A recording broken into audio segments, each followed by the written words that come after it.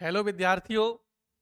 आज बहुत ही महत्वपूर्ण लेक्चर है जिसमें हम आपको सारी की सारी ओटी मतलब एक ही चीज में सब टाइप के क्वेश्चंस आएंगे, जैसे कि आपका फिल इन द ब्लैंक्स आएगा, खाली स्थान आएंगे, मैचिंग आ जाएगी, इसी में आपके सही विकल्प आ जाएंगे, एमसीक्यू आ जाएगा और आ जाएगा एक शब्द में उत्तर दीजिए। ये पूरा वन शॉट आंसर है जिसमें हम आपको एक चैप्टर से लेके एंड तक 15 चैप्टर तक मतलब पूरी 5 यूनिट का एक्सप्लेनेशन है इसमें। जिस किसी ने भी अगर इसे अच्छे से ढंग से पूरा देख लिया, कम से कम नहीं 2-3 बार देख लिया, 5 बार देख लिया, तो ये मान के चलिए कि आपके 28 में से 28 यानी 28 नंबर की आपके आने हैं। तो इसमें से आपके 28 में से 28 500% आएंगे, कोई भी नहीं रोक सकता है, क्योंकि यह एनसीईआरटी का एकदम बिल्कुल निचोड़ है जो हम आपके लिए लाए हैं, जिसे अर्क कहते हैं। आप ये अमृत के समान है। अगर आप इसे ढंग से देखेंगे 5-6 बार, तो जो बच्चे जो बिल्कुल बी के कमजोर हैं, ये मान के चलिए उनके लिए तो ये अमृत है, क्योंकि 28 अगर ओटी सही निकल गई, 25 भी सही निकल गई, तो क्वेश्चन आंसर तो हमने आपको 30 बताई है इंपोर्टेंट, जिनमें से 100% आने ही आने हैं। और कल हम यूनिट नंबर 5 के 7 क्वेश्चन बताएंगे जो कि 5 नंबर के होंगे, जिनमें से 101% आपका आना है। चलिए हम स्टार्ट करते हैं, समय का अभाव है। हम स्टार्ट करते हैं पहली यूनिट के दूसरे चैप्टर से, क्योंकि पहला चैप्टर जो है वो हमारे सिलेबस से क्या रिड्यूस कर दिया गया है। ध्यान से सुनिएगा कि पुष्पों की खेती को क्या कहते हैं। मतलब जीव विज्ञान की शाखा में हम फूलों की खेती करते हैं, पुष्पों की खेती करते हैं, तो उसका नाम क्या है? तो उसे बेटा हम कहते हैं फ्लोरीकल्चर। क्या कहते हैं?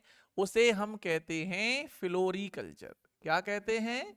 फ्लोरीकल्चर है। हम इसमें से भी इंपॉर्टेंट बता देंगे कि ये वाली ओटी आपकी धरी मिलेगी।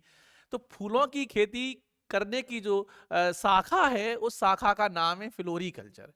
फूल में कितने चक्र पाए जाते हैं? और उसका आंसर है 4 चक्र होते हैं। फूल में 4 चक्र होते हैं। अब इस थोड़ी डिटेल समझिए।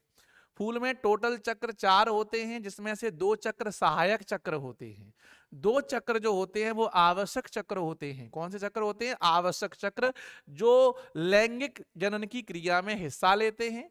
जिसमें से आपके जो इसमें से भी कुछ थोड़ा सा इंपोर्टेंट, जैसे कि 3 चक्र ऐसे होते हैं जो बाहर पाए जाते हैं, और एक चक्र जो होता है वो आंतरिक चक्र कहलाता है। इतना आप याद रखेंगे। तो पुष्प में कितने सहायक कितने आवश्यक चक्र? 2 सहायक 2 आवश्यक हैं। परागण की क्रिया में कीटों को आकर्षित कौन करता है? तो उसका नाम है दलपुंज। दलपुंज आकर्षित करते हैं। अगर कोई क्वेश्चन पूछ दे भाई दलपुंज आकर्षित क्यों करते हैं, तो उसका आंसर होगा कि दलपुंज रंगीन होते हैं, बढ़िया भड़कीले कलरदार होते हैं, और सबसे बढ़िया है खुशबूदार होते हैं। इसीलिए कीट आकर्षित होकर परागण की क्रिया कराने में ये सहायता करते हैं। अच्छा, ठीक है। थोड़ा सा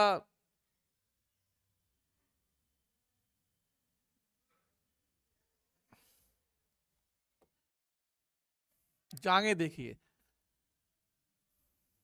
परागण की क्रिया में कीटों को आकर्षित कौन करता है? दलपुंज। इसका आंसर है पुंकेसर का फूला हुआ भाग क्या कहलाता है? तो पुंकेसर का फूला हुआ भाग जो है वो परागकोश कहलाता है। ठीक है। पुंकेसर का निचला लचीला भाग क्या कहलाता है? जिसे अपन तंतु या हम पुतंतु के नाम से जानते हैं। पुंकेसर का परागकोश तथा तंतु जहां जुड़ते हैं उसे हम संयोजी या हम योजी के नाम से जानते हैं। परागकोश में कितनी पालियां होती हैं? तो उसका आंसर है 2 पालियां होती हैं।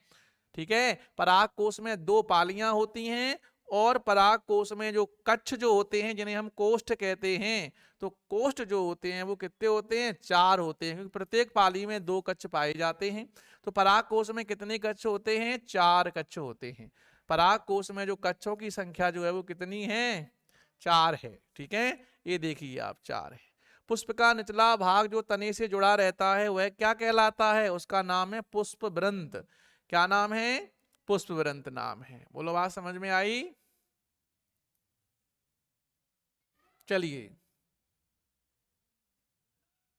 देखिए, अगला है कि लैंगिक प्रजनन के अंतिम उत्पाद क्या कहलाते हैं। ये क्वेश्चन इंपोर्टेंट है, ये क्वेश्चन कुछ इंपोर्टेंट है कि जब लैंगिक प्रजनन की क्रिया होती है तो अंत में क्या बनकर तैयार होता है, तो उसका आंसर है फल और बीज। याद रखियो, इंपोर्टेंट है। ठीक, निषेचन के पूर्व की दो घटनाएं कौन कौन सी होती हैं। निषेचन की क्रिया होने से पहले क्या होता है, तो ध्यान से सुनिए, बिल्कुल इंपोर्टेंट है कि पहले तो युग्मक का निर्माण होगा, क्योंकि जब तक युग्मक नहीं बनेंगे तब तक निषेचन नहीं होगा। तो युग्मक का निर्माण होगा, फिर उसके बाद युग्मक का स्थानांतरण होता है, अर्थात नर युग्मकों को मादा युग्मकों के अंतर पहुंचा दिया जाता है। परागकोश कैसी संरचना है, चतुष्कोणीय संरचना है। जे ओटी इंपोर्टेंट है। परागकोश कैसी संरचना होती है, चतुष्कोणीय संरचना है। लघु बीजाणुधानी को हम परागधानी के नाम से भी जानते हैं। लघु बीजाणुधानी के विकास करने के बाद इसे क्या कहते हैं, परागपुटी। क्या कहते हैं, परागपुटी कहते हैं। आवृतबीजी परागकोश होते हैं द्विपालित। कैसे होते हैं, द्विपालित, यानी इनमें दो पालियां पाई जाती हैं।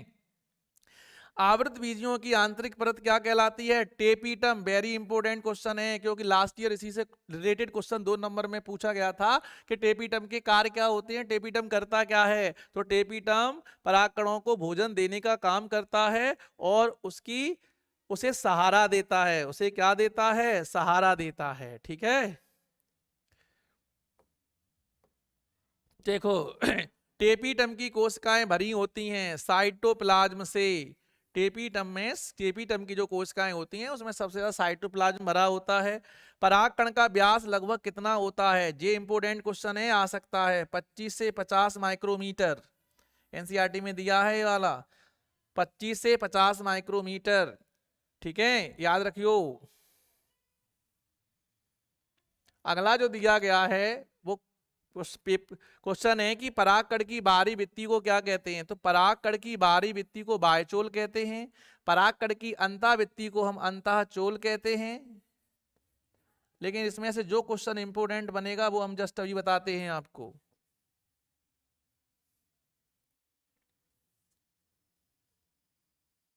देखिए, इसमें से जो वेरी इंपोर्टेंट क्वेश्चन है वो ये है कि बाह्यचोल किस पदार्थ का बना होता है, रट लियो।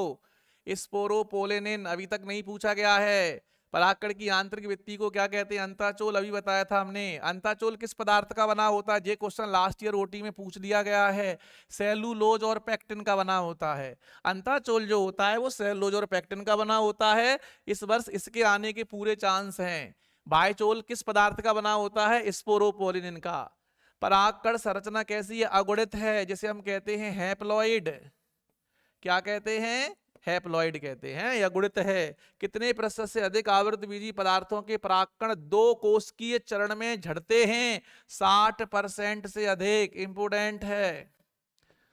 2-5 ओटी ऐसी आती हैं जो कठिन होती हैं, वो न्यूमेरिकल टाइप की ओटी होती हैं, याद रखना है आपको उन्हें।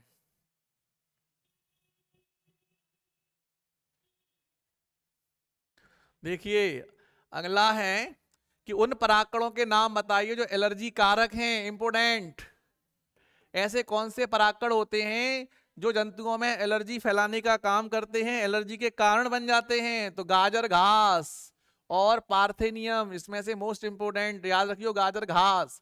परागकण किससे भरे होते हैं, पोषणों से। पोषणों का मतलब होता है भोजन से, न्यूट्रिशन से। गेहूं व धान के परागकणों की जीवन क्षमता कितनी होती है, इंपोर्टेंट, 30 मिनट। कितनी होती है, 30 मिनट होती है। लेग्यूमिनेसी व सोलेनेसी के परागकणों की जीवन क्षमता कितनी होती है, लेग्यूमिनेसी मतलब दाल वाले पौधे, महीनों तक होगी। कितने तक होगी, महीनों तक। प्रत्येक स्त्री केसर में कितने भाग होते हैं, 3 होते हैं, कई बार बताया है। सबसे पहले होते हैं कौन से, वर्तिकाग्र, वर्तिका, अंडाशय। और नीचे से ऊपर की ओर जाएंगे तो पहले अंडाशय मिलेगा, फिर वर्तिका मिलेगी, उसके बाद वर्तिकाग्र मिलेगा। क्या मिलेगा, वर्तिकाग्र। आगे देखिए, अध्यावरणी से घिरा कोशिकाओं का एक पुंज होता है। ये क्वेश्चन 2019 में खाली स्थान में पूछा गया, जिसका नाम है बीजांडकाय।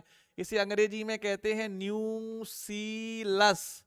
क्या कहते हैं, न्यूसिलस कहते हैं। जे ओटी ऑलरेडी आ चुकी है। अध्यावरणीय से घिरा कोशिकाओं का एक पुंज, पुंजमी समूह, जिसे अपन बीजांड काय कहते हैं। ठीक है, न्यूसिलस जो भोजन का काम करता है। एक बीजांड में सामान्यतः भ्रूण कोष होता है, एक ही होता है, याद रखियो। कितने होते हैं? एक। बीजांड में कितने केंद्रक तथा कितनी कोशिकाएं पाई जाती हैं? ये क्वेश्चन बहुत सालों से आया नहीं है, कल भी पढ़ाया था। 8 केंद्रक होते हैं और 7 कोशिकाएं होती हैं, याद रखियो। किसमें? एक पुष्प क्रम में असंख्य पुष्प गुच्छ होते हैं। कॉर्न हिंदी में बताया दे रहा है, इसका नाम है भुट्टा। क्या याद रखोगे? भुट्टा याद रखियो। किसमें? एक पुष्प क्रम में असंख्य पुष्प गुच्छ होते हैं, भुट्टा। किसमें जल परागण पाया जाता है? वेलसनेरिया। एक क्वेश्चन परागण से रिलेटेड एक ओटी आएगी, तो इसमें जाए अच्छे से रट लेना। किसमें जल परागण पाया जाता है? एक तो वेलसनेरिया लिख सकते हैं, दूसरा आप हाइड्रा लिख सकते हैं। ठीक है,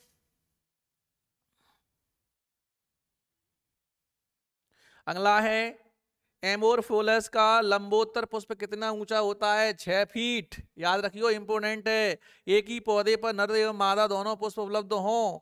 जैसे कि मक्का एग्जाम्पल है इसका। क्या एग्जाम्पल है? मक्का। पपीता में नर एवं मादा पुष्प भिन्न पादपों पर होते हैं, ये भी याद रखियो। नर और मादा पुष्प भिन्न भिन्न पौधों पर होंगे, अलग अलग पौधों पर बनते हैं, एक ही पौधों पर नहीं बनते हैं, याद रखना। वर्तिकाग्र पर पराग कण अवस्थित होने से लेकर बीजांड से पराग नलिका के प्रविष्ट होने तक की सभी घटनाओं को पराग स्त्री केसर के नाम से संबोधित किया जाता है। किसके नाम से? लिखे दे रहे हैं हम, पराग स्त्री केसर। किसके नाम से? पराग स्त्री केसर। पूरी क्रिया को क्या कहते हैं? पराग स्त्री केसर। केंद्रीय कोशिका प्राथमिक भ्रूणपोष कोशिका बनाती है त्रिशल्यन के बाद। कब बनती है? त्रिशल्यन के बाद, यानी दोहरे निषेचन में। भ्रूणपोष के विकास की अवस्था को क्या कहते हैं? मुक्त केंद्रकीय भ्रूणपोष। ये कठिन है लेकिन इंपोर्टेंट है। ठीक है, मुक्त केंद्रकीय भ्रूणपोष का उदाहरण है, वेरी इंपोर्टेंट, कल भी बताया था, कच्चे नारियल का पानी। याद रखियो, मुक्त केंद्र की भ्रूणपोष का उदाहरण क्या है? नारियल का पानी। और नारियल में पानी कब बनता है? जब नारियल कच्चा हो, पके नारियल में पानी नहीं होता है।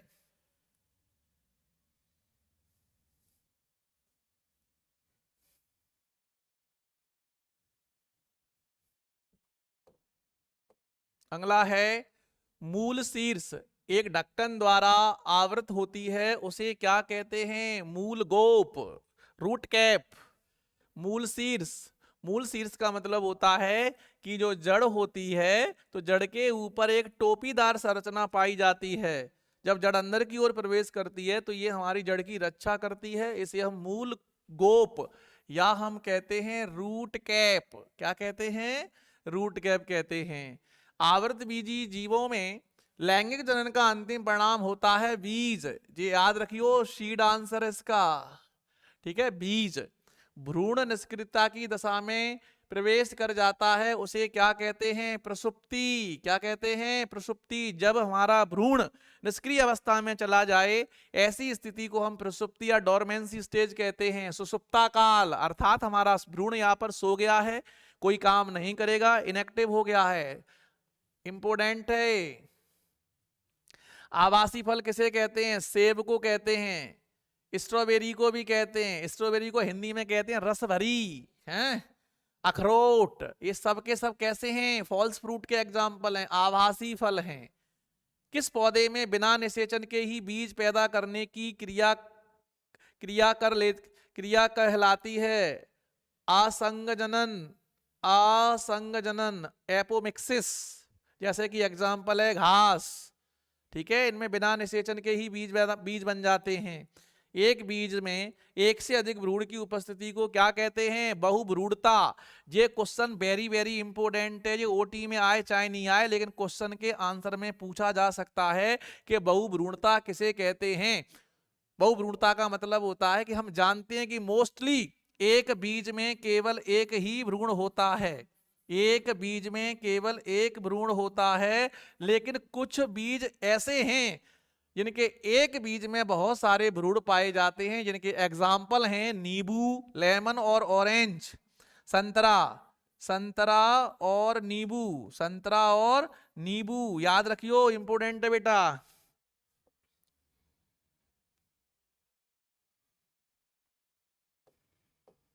आगे देखें, आवृत बीजी में कैसा निषेचन होता है। ये बहुत सरल है लेकिन बहुत ही ज्यादा भुलक्कड़ टाइप की ओटी है। दोहरा निषेचन होगा। कैसा निषेचन होगा? दोहरा निषेचन। आप वीडियो को कम से कम 5-6 बार देखें, आपके 28 नंबर एकदम तैयार हो जाएंगे। होली तो फिर भी खिलती रहेगी, चिंता मत करिए। प्राथमिक भ्रूण पोष केंद्रक होता है त्रिगुणित, याद रखियो। प्राथमिक भ्रूण पोष केंद्रक कैसा होता है? त्रिगुणित होता है, क्योंकि इसमें 3 केंद्रक आपस में संलयित होते हैं, इसीलिए इसका नाम पड़ गया त्रिगुणित संरचना, जो कि दोहरे निषेचन के फलस्वरूप ऐसा होता है। त्रिगुणित संरचना से बनता है प्राइमरी एंडोस्पर्म न्यूक्लियस, पीईएन, प्राथमिक भ्रूण पोष केंद्रक। द्विबीजपत्री भ्रूण के अंदर 2 बीजपत्र तथा प्रांकुर चोल सहित एक भ्रूणीय अक्ष तथा एक बीजपत्राधार होता है। याद रखियो, द्विबीजपत्री में क्या क्या होगा? एक भ्रूण के अंदर 2 बीजपत्र होंगे। हम कई बार बता चुके हैं कि द्विबीजपत्री का मतलब होता है 2 बीजपत्र, एक बीजपत्र का मतलब होता है एक बीजपत्र।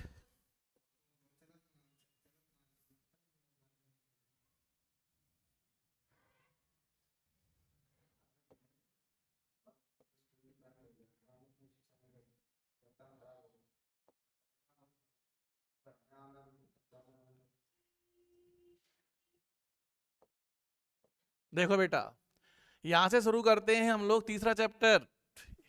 दूसरा चैप्टर काफी अच्छा था और ओटी बढ़िया तरीके से तैयार कर लेना, उसी में से आएंगी। देखो, मानव प्राणी है, इंपोर्टेंट है पहली ओटी। मानव प्राणी कैसा है? सजीव है और जरायुज प्राणी है, अर्थात बच्चों को जन्म देता है। शरीर में वृषण उदर के बाहर एक थैली में स्थित होते हैं, उसे क्या कहते हैं? वृषण कोष कहते हैं। ठीक है। वृषण की लंबाई 4 से 5 सेंटीमीटर, चौड़ाई 2 से 3 सेंटीमीटर होती है, याद कर लेना। वृषण में लगभग कक्ष कितने होते हैं? कल ही पढ़ाए थे, 250 कक्ष होते हैं, जिन्हें हम कहते हैं वृषण खंड। एक वृषण में 250 कक्ष होते हैं, जिन्हें हम वृषण खंड कहते हैं। एक ओर के वृषण में सुकृत नलिकाएं कितनी होती हैं? अब ये बताओ, एक ओर के वृषण में 250 वृषण खंड हैं और एक खंड में 3 सुकृत नलिकाएं होती है, तीनों गुणा कर दो, हो गया आंसर 750। ठीक है, 750 होती हैं। स्पर्मेटोगोनिया हरसूत्री विभाजन के द्वारा शुक्राणुओं का निर्माण करती हैं। ठीक है, स्पर्मेटोगोनिया कोशिकाएं जो होती हैं हरसूत्री विभाजन करेंगी और क्या बनाती हैं? शुक्राणु बनाती हैं। सर्टोली कोशिकाएं, वेरी इंपोर्टेंट। सर्टोली कोशिकाएं स्पर्मेटोगोनिया को क्या देती हैं? भोजन देती हैं। क्या देती हैं? भोजन। लीडिंग कोशिकाएं एंड्रोजन हार्मोन छोड़ती हैं नामक वृषण हार्मोन संश्लेषित व स्रावित करती हैं, अर्थात लीडिंग कोशिकाएं एंड्रोजन हार्मोन का निर्माण भी करती हैं और उन्हें बाहर छोड़ने का काम भी करती हैं। शुक्राणुओं का निर्माण हमारे शरीर में कितने तापमान पर होता है? वेरी इंपोर्टेंट ओटी है सर, कई बार पूछी गई, 2 नंबर में क्वेश्चन भी पूछा गया था कि वृषण शरीर से बाहर क्यों पाए जाते हैं। इसका आंसर है 2 से लेकर 2.5 डिग्री सेल्सियस टेम्परेचर शरीर के तापमान से कम होना चाहिए। पुरुष का संवेदनशील अंग क्या होता है? शिश्न। ठीक है। स्त्री का संवेदनशील अंग क्या होता है? भगशिश्न। ये याद कर लियो, आ सकते हैं। स्त्री का प्राथमिक लैंगिक अंग क्या है? अंडाशय। और पुरुष का प्राथमिक लैंगिक अंग क्या होता है? वृषण। और दोनों को मिलाकर क्या कहते हैं? जनद। दोनों को मिलाकर हम कहते हैं जनद। अंडाशय की लंबाई कितनी होती है? 2 से 4 सेंटीमीटर। ये न्यूमेरिक क्वेश्चंस हैं, याद रखना। डिंब वाहिनी, थोड़ा घुमा दिया है। डिंब वाहिनी को हम अंडवाहिनी कहते हैं। डिंब वाहिनी को हम अंडवाहिनी कहते हैं। तो अंडवाहिनी की एक ओर की लंबाई कितनी होती है? 10 से 12 सेंटीमीटर। इतनी बात समझ में आई? कितनी होगी? 10 से 12 सेंटीमीटर होती है। और सुनो इसके बारे में, निषेचन की क्रिया अंडवाहिनी के अंदर ही होती है। ये वेरी इंपॉर्टेंट क्वेश्चन है। अंडाशय के ठीक पास अंडवाहिनी का हिस्सा कीप के आकार का होता है, जिसे हम क्या कहते हैं, इनफंडीबुलम, और हिंदी की भाषा में कहते हैं कीपक। क्या कहते हैं, कीपक। जनन स्तर कितने होते हैं, 3, वेरी इंपॉर्टेंट। प्रत्येक स्तर में खंड कितने पाए जाते हैं, 15 से 20, लेकिन ध्यान रहे एक और की स्तन ग्रंथि में शुक्र जनन अगुणित होता है, उसमें 46 गुणसूत्र होते हैं। बिल्कुल सही बात है कि एक कोशिका में 46 गुणसूत्र होते हैं। आई बात समझ में, अर्थात 23 जोड़े में होते हैं, जिसमें से एक नर का होता है और दूसरा मादा का होता है। अब इंपोर्टेंट कुछ ओटी स्टार्ट हो रही है, इन्हें आप रट लेना।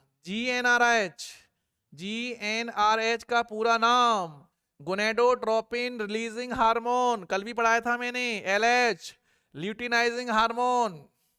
एफएसएच का पूरा नाम फॉलिकल स्टिमुलेटिंग हार्मोन। मैथुन क्रिया के समय कितने शुक्राणु स्खलित किए जाते हैं, वेरी वेरी इंपोर्टेंट, 20 से 30 करोड़। कितने, 20 से 30 करोड़। लगभग 60% शुक्राणु निश्चित रूप से सामान्य आकार और आकृति के होते हैं। कम से कम 40% आवश्यक रूप से सामान्य जनन क्षमता के लिए आवश्यक होते हैं। इसका मतलब ये हुआ कि जितने भी शुक्राणु स्खलित किए जाते हैं उनमें से कुछ शुक्राणु ही ऐसे होते हैं सक्रिय अवस्था में होते हैं, कुछ शुक्राणु ऐसे होते हैं जिनकी सिर होता है तो किसी की पूंछ नहीं है, किसी के पास पूंछ है तो सिर नहीं है। अदरवाइज वो डैमेज टाइप के होते हैं, तो वो ज्यादा लंबी दूरी तय नहीं कर पाते हैं, वहीं पर जाकर सिमट कर खत्म हो जाते हैं।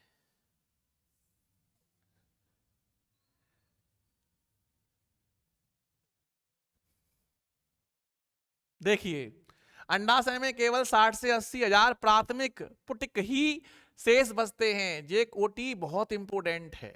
मतलब एक स्त्री के पूर्ण जन्म में अंडाशय में केवल 60 से 80 हजार प्राथमिक पुटक ही पाए जाते हैं। पुटिक मीन्स पुटिकाएं होती हैं, याद रखियो। इसीलिए स्त्री में 50 वर्ष की आयु के बाद वो प्रजनन नहीं कर पाती हैं और ना ही वो संतान को जन्म दे पाती हैं, क्योंकि उनकी सारी पुटकाएं धीरे धीरे धीरे धीरे नष्ट हो जाती हैं। ठीक है, हाँ, इसीलिए स्त्रियां आजीवन संतान पैदा करने की क्षमता नहीं रखती हैं। द्वितीयक अंडक प्राथमिक अंडक के पोषक से भरपूर साइटोप्लाज्म की मात्रा को संचित रखता है। याद रखना, थोड़ी अच्छी सी होती है। द्वितीयक अंडक हुआ, प्राथमिक अंडक के पोषक से भरपूर साइटोप्लाज्म की मात्रा को संचित रखता है, यानी इनके अंदर कोशिका द्रव्य की मात्रा भरपूर मात्रा में पाई जाती है। ग्राफी पुटक, ग्राफी पुटक को हम ग्राफियन पुटक के नाम से भी जानते हैं।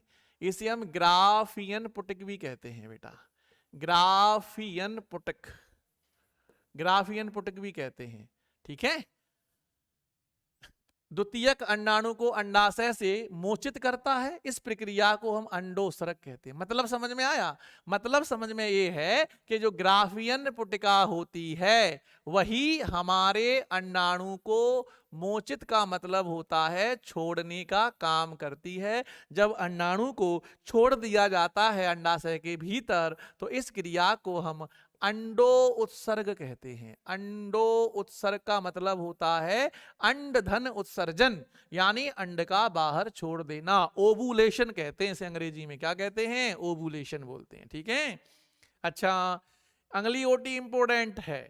स्त्रियों में मासिक चक्र 45 से 40 वर्ष की आयु के बाद नहीं होता है। एनसीईआरटी में यही लिखा है, आप यही लिखेंगे। कई किताबों में 40 से 45 दिया गया है, लेकिन अपनी बुक में 45 से 50 है, इसे ही लिखेंगे आप। अच्छा, दूसरा इसी में से एक ओटी बन रही है कि जब मासिक चक्र का होना बंद हो जाता है तो उस घटना को हम रजोनी वृत्ति कहते हैं। ये क्वेश्चन 2 नंबर में आ सकता है कि रजोनी वृत्ति से आप क्या समझते हैं, तो आप बड़े आराम से लिखेंगे कि जब 45 से 50 वर्ष की आयु के बाद जब मासिक चक्र बंद हो जाता है तो इस घटना को हम रजोनी वृत्ति के नाम से जानते हैं। याद रहे, 1 नंबर के 2 नंबर के क्वेश्चन कटपीस वाले होते हैं, बड़े बड़े आंसरों में से काट काट के बीच में से रखे जाते हैं। इससे आपको चेक किया आप कितना जानते हैं। आई बात समझ में, एक पाए की चरैया पेपर में कभी नहीं मिलती है, इतना और याद रखना। कभी कभी स्त्रियों में मासिक चक्र 6 से 10 वर्ष की आयु में प्रारंभ होता है, बिल्कुल सही बात है। इसे हम कहते हैं पूर्णकालिक मासिक चक्र। आई बात समझ में? और अंग्रेजी में कहते हैं प्रीकॉशियस।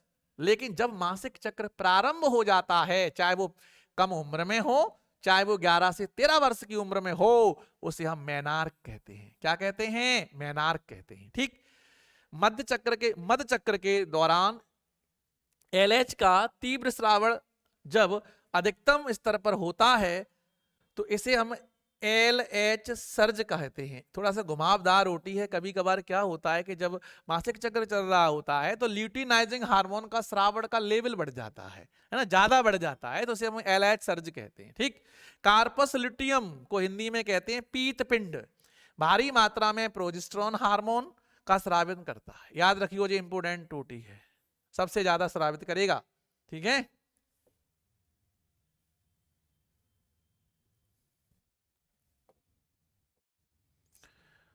शुक्राणु के साथ अंडाणु के संलयन की प्रक्रिया को निषेचन कहते हैं। ये 2 नंबर में क्वेश्चन पूछ सकते हैं कि निषेचन किसे कहते हैं? जब शुक्राणु और अंडाणु आपस में संलयित हो जाते हैं, आई बात समझ में, और एक द्विगुणित संरचना युग्मनज का निर्माण करते हैं, तो हम उसे निषेचन की क्रिया कहते हैं। याद रहे, शुक्राणु भी अगुणित होता है, अंडाणु भी अगुणित होता है, लेकिन जब दोनों मिल जाते हैं, आपस में संलयित हो जाते हैं, तो जो उनसे संरचना बनी है नई, जिसका नाम है बेटा युग्मनज, तो ये हमेशा द्विगुणित होता है। कई बार ओटी पूछी जाती है युग्मनज डॉट डॉट डॉट डॉट होता है, तो आप लिखेंगे द्विगुणित। ठीक है। एक युग्मनज में कितने गुणसूत्र होते हैं आप सब जानते हैं, 32 होंगे।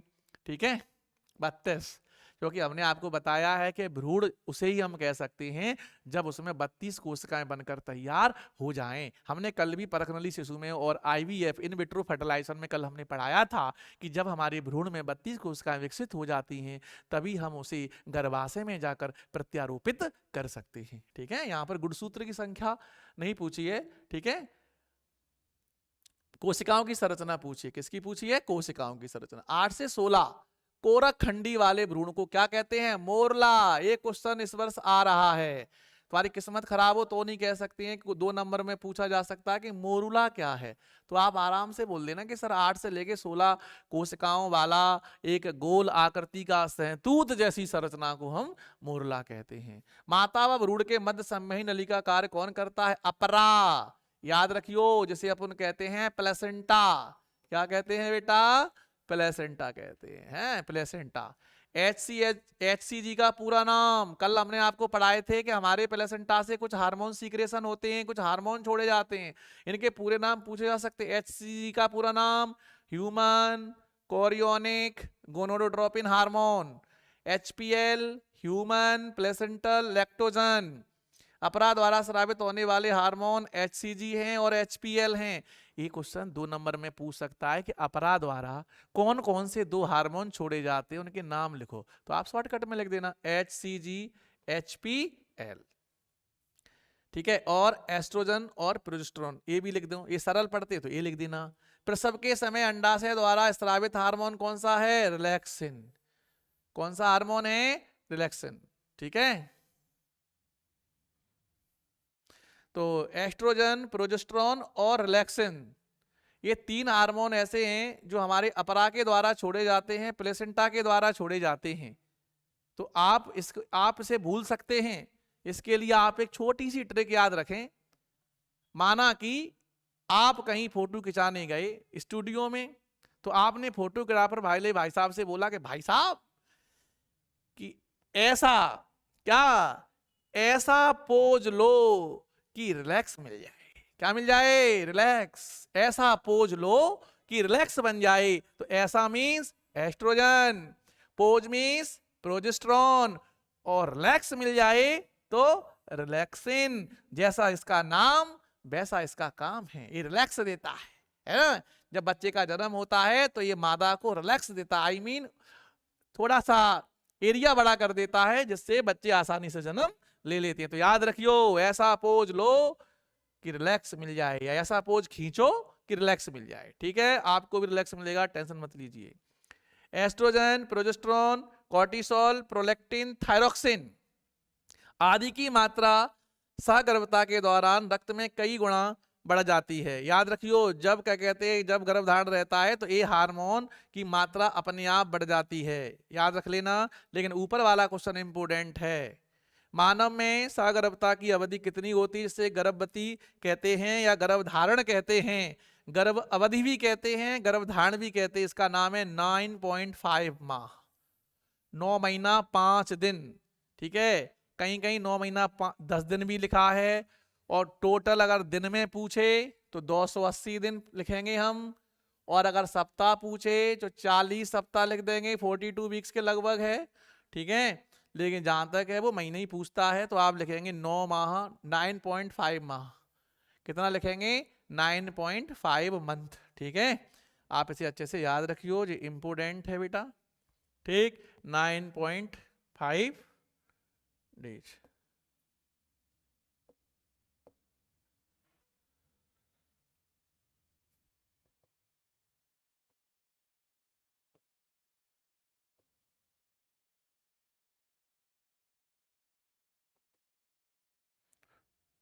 तो देखना सर, 20 स्लाइड हो गए।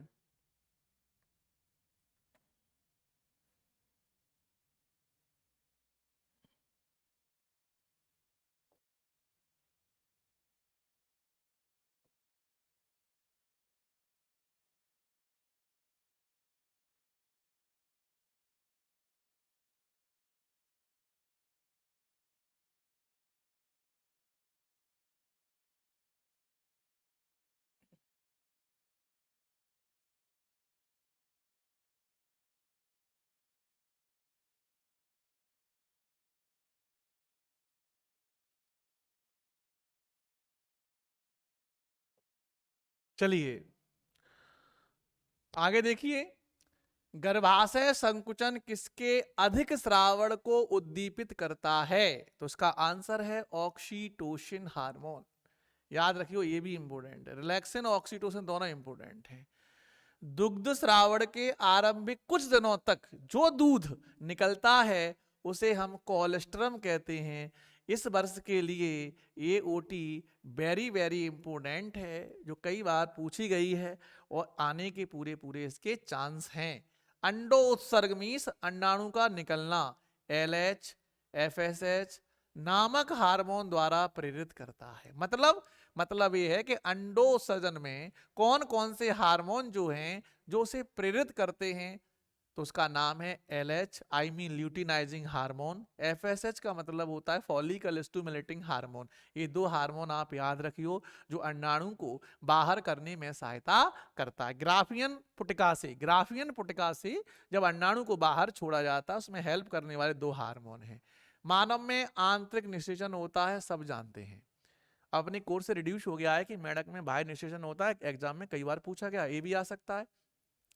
एकुमेनस द्विगुणित होता है, मैं बता चुका हूं। निषेचन हमेशा फैलोपियन नली में या अंडवाहिनी में संपन्न होगा।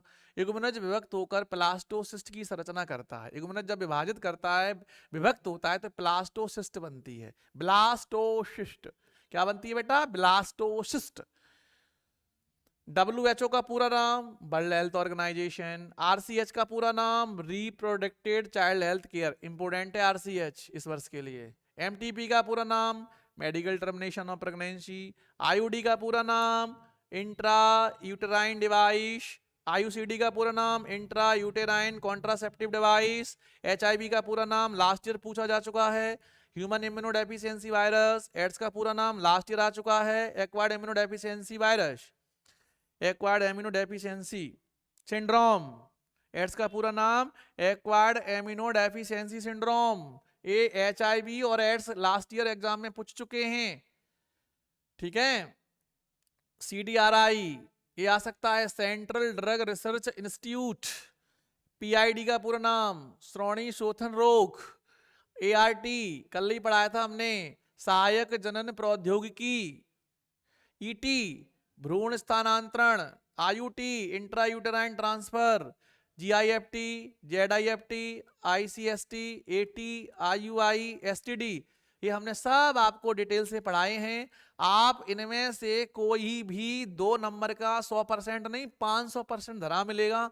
इन पूरे फुल फॉर्म में से आप अच्छे से याद कर लेना और कई बार रिपीट भी हो जाते हैं, तो ऐसी कोई बड़ी बात नहीं है कि एड्स दोबारा आए कि नहीं आए, आ सकती है। चलिए परिवहन नियोजन की शुरुआत हुई, वेरी इंपॉर्टेंट, 1951 में हुई। लेकिन जैसे ही परिवहन नियोजन काफी फेमस हो गया तो आरसीएच में बदल गया, उसका नाम बदल दिया। परिवहन नियोजन का कार्यक्रम और किस नाम से जाना जाता है? जनन एवं बाल स्वास्थ्य सेवा कार्यक्रम, जिसे अपन कहते हैं आरसीएच। सहेली नामक गर्भ निरोधक गोली खोज कहां हुई थी? वेरी वेरी इंपॉर्टेंट है, इसे याद रखना। ठीक है लखनऊ। शिशु मृत्यु दर आईएमआर, इन्फेंट मेटर्निटी रेट, सहेली नामक गर्भनिरोधक हार्मोन पाए जाते हैं प्रोजेस्टेरॉन। दुनिया में हर साल लगभग 45 से 50 मिलियन चिकित्सकीय सगर्भता समापन कराए जाते हैं। मतलब समझ रहे हो ना, गर्भपात कराए जाते हैं 45 से 50 मिलियन प्रत्येक साल। पूरी दुनिया की बात कर रहे हैं। चिकित्सकीय गर्भ समापन कितने सप्ताह तक सुरक्षित मानी जाती है? 12 सप्ताह तक। इससे अगर ज्यादा तक करवाएंगे तो इससे मदर को यानी उस मादा को हानि पहुंच सकती है, उसकी मृत्यु हो सकती है।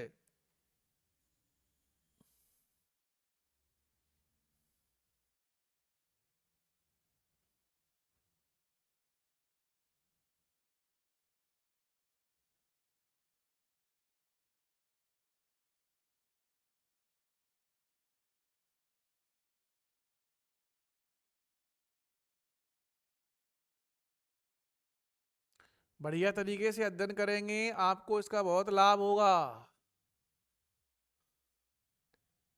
ठीक है, अब हम अगली ओर चल रहे हैं। यूनिट 2 चैप्टर 4 नंबर की यूनिट का पेज थोड़ा पीछे है, उसको भी हम डिटेल से ही पढ़ाएंगे हम आपको, चिंता मत करिए। इकाई 2 यूनिट 2।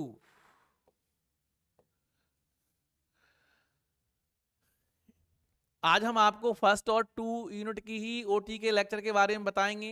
पहला आप इतना पढ़ना, 5-6 बार रिपीट करना शाम तक, फिर हम इसे बढ़िया तरीके से इसका शेष पार्ट बनाएंगे, पार्ट 2। 2 पार्ट में चलेगा ताकि आप अच्छे से देख सकें, समझ सकें।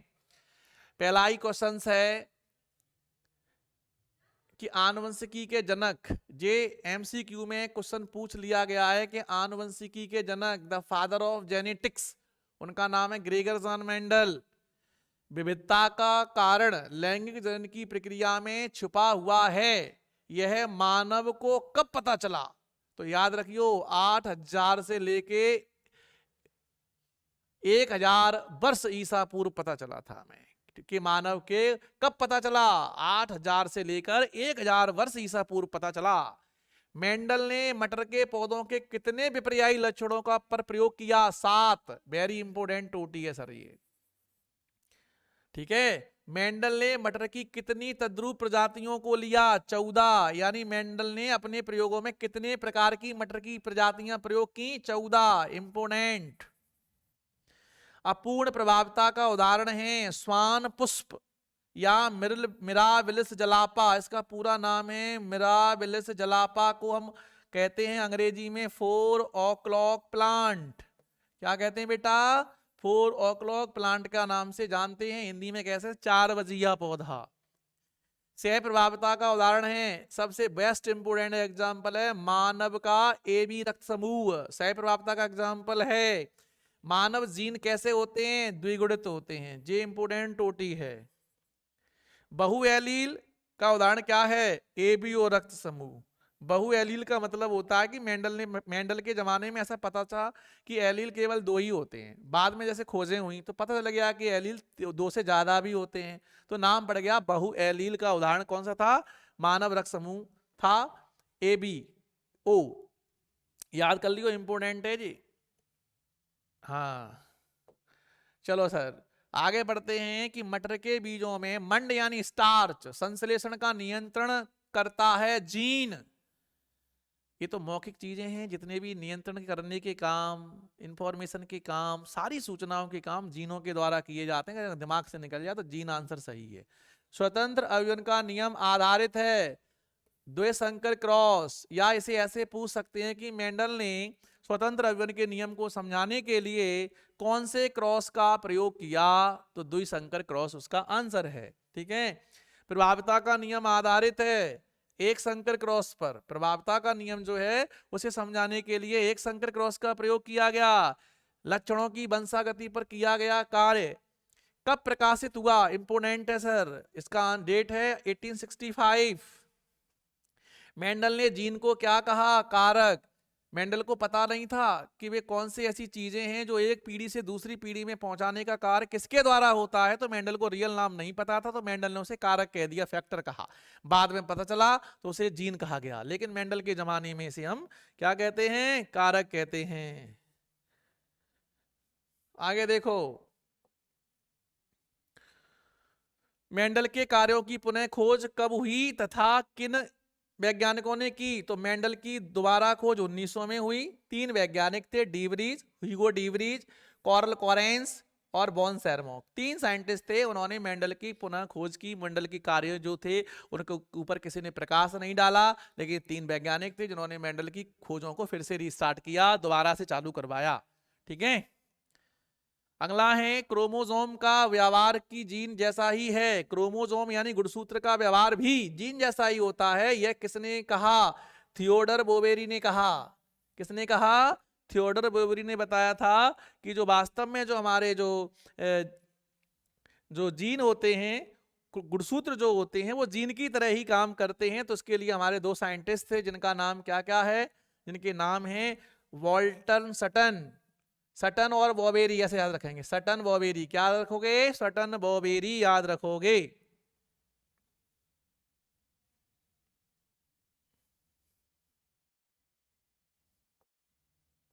देखो बेटा, वंशागति का क्रोमोसोम, वंशागति का जो क्रोमोसोम सिद्धांत था, एक एओटी इंपोर्टेंट है, याद रखियो। किसने दिया? वेरी वेरी इंपोर्टेंट है, ओटी वॉल्टर एंड सटन ने दिया था। वंशागति का क्रोमोसोम वार या सिद्धांत के प्रयोगात्मक सत्यापन किसने किया? थॉमस हंट और मोर्गन ने। याद रखेंगे थॉमस मोर्गन, क्या याद रखेंगे? थॉमस मोर्गन और उनके साथियों ने। दोनों में अंतर है। सिद्धांत प्रस्तुत किया वॉल्टन सटन ने और सिद्धांत को सत्यापित किया थॉमस और मोर्गन ने। मोर्गन ने किस पर कार्य किया? फल पर कार्य किया था सर। किस पर कार्य किया था? फल पर, मक्खियों पर। ड्रोसोफिला, ड्रोसोफिला कीट का नाम है, कीड़ा है। जीन क्रोमोसोम में स्थित होते हैं। और यह किसने बताया? तो ये मोर्गन ने बताया था कि जीन जो है वो क्रोमोसोम के ऊपर पाए जाते हैं। जैसे मान लिया ये हमारा क्रोमोसोम यानी गुणसूत्र है, थोड़ी सी डिस्कशन कर लेते हैं। ये गुणसूत्र है, तो गुणसूत्र पर जीन पाए जाते हैं। पहला क्वेश्चन, पहली ओटीजी हो गई। जीन गुणसूत्र पर किस क्रम में होते हैं? तो इसका आंसर है रेखी क्रम में होते हैं बेटा, सीधे क्रम में होते हैं। तीसरा ओटी ये बनती है कि जीन गुणसूत्र पर कहां पाए जाते हैं? तो लोकस पर पाए जाते हैं। जीन गुणसूत्र पर कहां होते हैं? लोकस पर होते हैं। तो आपकी 3 ओटी क्लियर हो गई। जीन कहां पाए जाते हैं? जीन गुणसूत्र पर पाए जाते हैं। जीन गुणसूत्र पर किस क्रम में होते हैं? रेखी क्रम में होते हैं। जीन गुणसूत्र के ऊपर किस में उपस्थित होते हैं? तो इसका आंसर है लोकस में उपस्थित होते हैं। बोलो, बात समझ में आई? ठीक है, हाँ। बोली बोली चलती रहेगी, पढ़ते रहिए थोड़ा सा बीच बीच में। अगला है बहुप्रभाविता का उदाहरण क्या है? बहुप्रभाविता का उदाहरण है फेनिल कीटो में व्याधि या सबसे इंपोर्टेंट सिकल सेल एनीमिया रोग।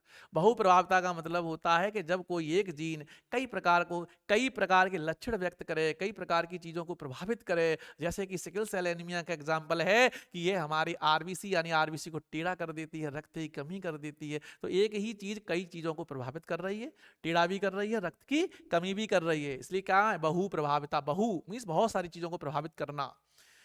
फेनिल कीटो में व्याधि के लिए उत्तरदायी एंजाइम है, सामने लिखा है एलिनिन हाइड्रोक्सिलेज एंजाइम। याद रखियो, हैकिंग का एक्स काय वास्तव में क्रोमोसोम ही था। हैकिंग का एक्स काय है, याद रखियो। इसीलिए इसे कहते हैं एक्स क्रोमोसोम। क्या कहते हैं? एक्स क्रोमोसोम कहते हैं बेटा। ओटी थोड़ी ऐसी है अजीब, लेकिन इंपोर्टेंट है, आ सकती है। देखो, X0 प्रकार के लिंग निर्धारण का उदाहरण है टिड्डा। कौन है? टिड्डा में इस प्रकार का देखने को सेट मिलता है, एक X होता है, दूसरा 0 होता है। कई कीटों मानव समेत स्तनधारियों में लिंग निर्धारण होता है XY प्रकार का। इंपोर्टेंट है। प्रत्येक गर्भावस्था में शिशु के बालक या बालिका होने की प्रक्रिया प्रायिकता 50% 50% रहती है। इंपोर्टेंट। बिंदु उत्परिवर्तन का उदाहरण है दात्र कोशिका रक्तता, इसको इंग्लिश में कहते हैं सिकल सेल एनीमिया। बेटा एक ही नाम है, सिकल सेल एनीमिया कहते हैं इसे, दिखाए नीचे सिकल सेल एनीमिया। आनुवांशिक सूचना का वाहक कौन है? डीएनए। आनुवांशिक सूचनाएं, सभी प्रकार की आनुवांशिक सूचनाएं हमारे डीएनए के पास होती हैं। All type of information, genetic informations, ठीक है, गुड़सू डीएनए के पास। कितने प्रतिशत मनुष्यों में वर्णांता पाई जाती है? वेरी इंपोर्टेंट, 8% नर में, याद रखियो। मादा में 0.4%। डाउन सिंड्रोम, थोड़ा ध्यान से सुने। डाउन सिंड्रोम में किस गुणसूत्र के एक प्रति की अधिकता होती है? 21वें नंबर जोड़े के ऊपर। कौन से नंबर के ऊपर जोड़े पर? 21वें नंबर जोड़े पर।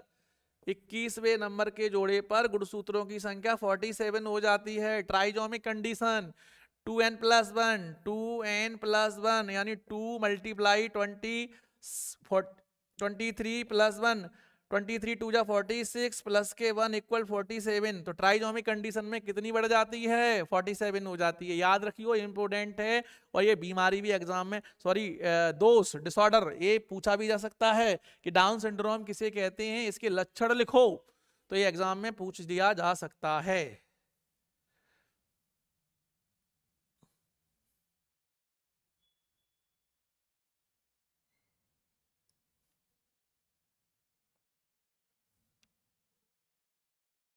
देखो बेटा, समझने की कोशिश करिए। डाउन सिंड्रोम की खोज लैंगडन डाउन ने 1866 में की थी, 1866 में की थी।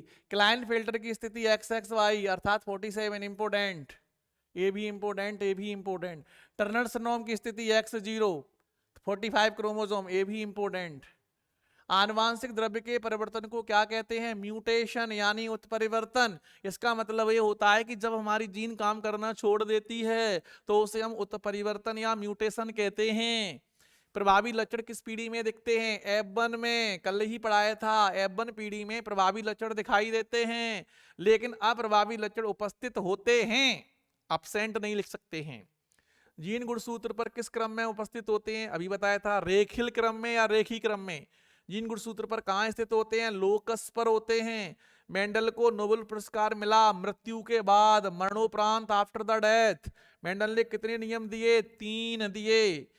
सिकल सेल एनीमिया में किस युग्मकी वाले रोगों की मृत्यु हो जाती है? सम युग्मकी, होमोजाइगस। कैसे?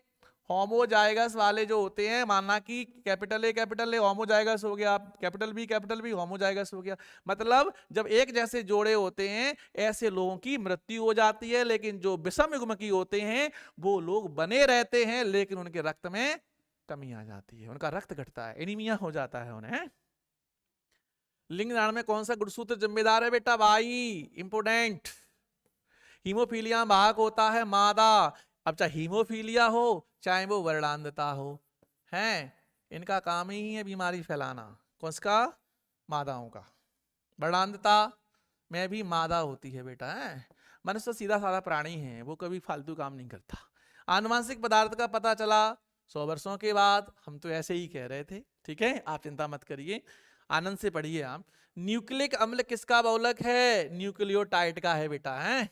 सजीवों में कितने प्रकार के न्यूक्लिक अम्ल होते हैं? 2। वेरी वेरी इंपोर्टेंट, इसे आप याद रखियो। सजीवों में कितने प्रकार के न्यूक्लिक अम्ल हैं? नाभिकीय अम्ल। तो एक होता है बेटा आपका आरएनए और दूसरा बेटा आपका होता है डीएनए। हमारे नेचर में, प्रकृति में सबसे पहले आरएनए के बारे में पता चला था, इसीलिए हम पूरे संसार को आरएनए वर्ल्ड कहते थे। बाद में फिर डीएनए का पता चला, प्रोटीन का चला, अब हम कहते हैं आरएनए डीएनए प्रोटीन वर्ल्ड, ठीक है, याद रखियो। अब आपकी ओटी बेटा थोड़ी न्यूमेरिक टाइप की है, तो इन्हें आप थोड़े से याद करके रखेंगे, अच्छे से याद करके रखेंगे तो अच्छा समझ में आएगा।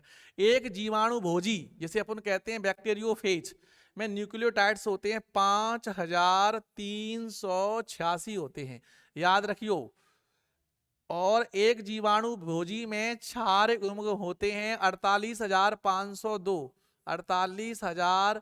502 होते हैं, एनसीईआरटी में मेंशन है। इकोलाई में क्षार युग्म होते हैं 4.6 गुणा 10⁻6, याद रखना है। ठीक है, मनुष्य के अगुण डीएनए में क्षार युग्म होते हैं 3.3 गुणा 10⁻6 हैं। 2 न्यूक्लियोटाइड्स में प्राइम्स क्या होते हैं, तो 2 जो न्यूक्लियोटाइड होते हैं ऐसे टाइप के, उनकी कंडीशन एक की 3 प्राइम तो दूसरे की 5 प्राइम, जहां पर 5 प्राइम तो तीसरे की 3 प्राइम होती है। याद रखियो, यही दिया गया है यहां पर है न्यूक्लियो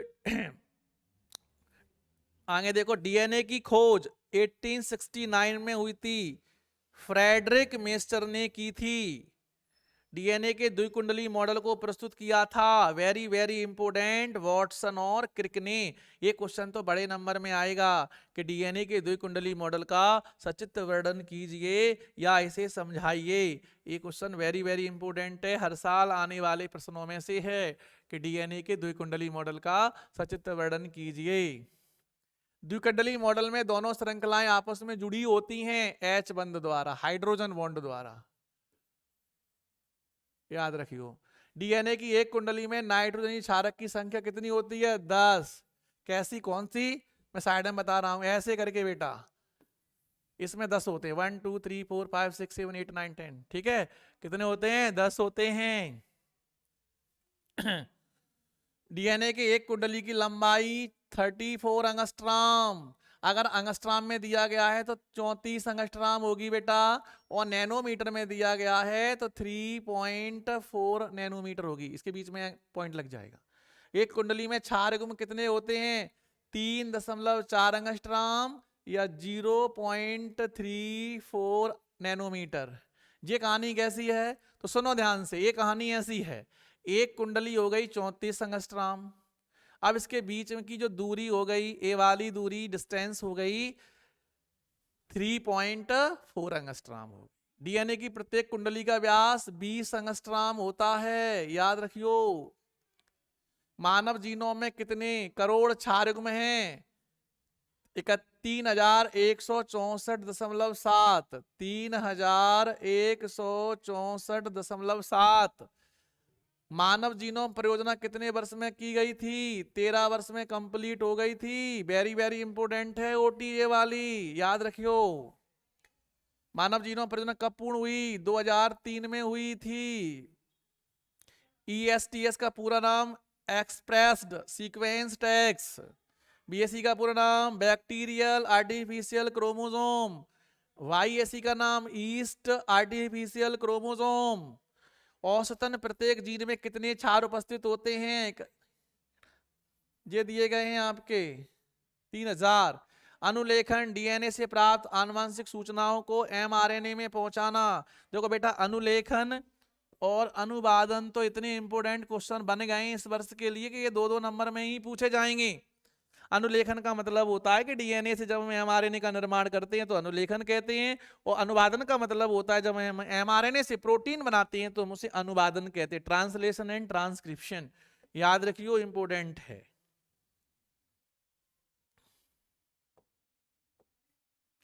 टोपोआइसोमरेज एंजाइम का कार्य।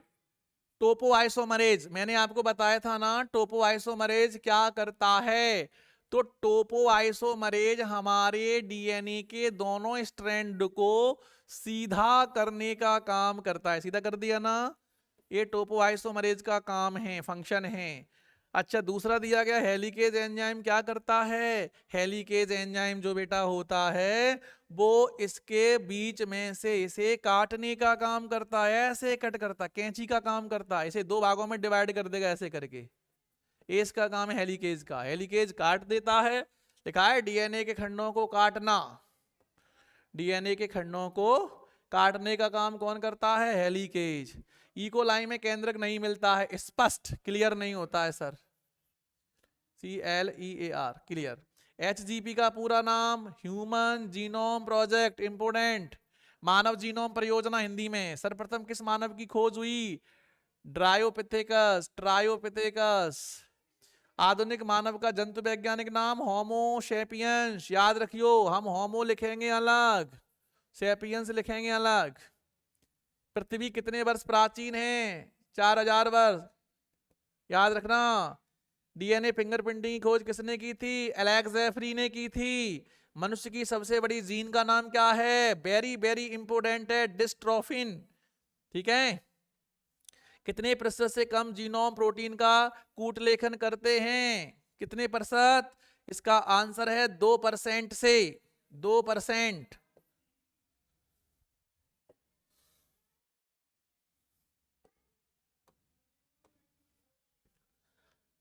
एसएनपीएस का full name single nucleotide polymorphism. Polymorphism.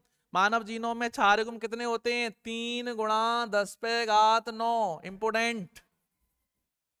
ठीक है, इंपोर्टेंट है।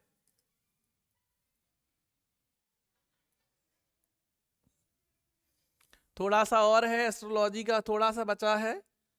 तार की दूरियों को नापा जाता है प्रकाश वर्ष में, तो फिजिक्स में सब जानते होंगे। ब्रह्मांड कितने वर्ष पुराना है? 20,000 करोड़, 200 बिलियन। विकास के लिए गुणात्मक समर्थन अर्नेस्ट हीकल। इंपोर्टेंट। गलफड़े केवल किसमें क्रियाशील होते हैं? मत्स्य में। लेमार्क की एक पुस्तक फिलोसफिक जूलॉजिक। डार्विन ने किस द्वीप पर? गैलोपैगो द्वीप। गैलोपैगो द्वीप में फिंचों को देखा। फिंचे का मतलब होता है कई टाइप के पक्षी थे वहां पर, तो उन्होंने एक नाम रखा फिंचे, जिन्हें डार्विन के फिंचे कहा गया। आदि वायुमंडल में किस गैस की अधिकता होती है? सब जानते हैं बेटा, नाइट्रोजन होती है। डार्विन की पुस्तक ओरिजिन ऑफ स्पीसीज। डीएनए खंडों को जोड़ता है लाइगेज। लिखा नहीं है? लाइगेज। इंपोर्टेंट। ठीक है, ये आपकी कंप्लीट हो गई। कितने बेटा? ये आपकी हो गई first unit and second unit complete. अब हम आते हैं थर्ड यूनिट की ओर।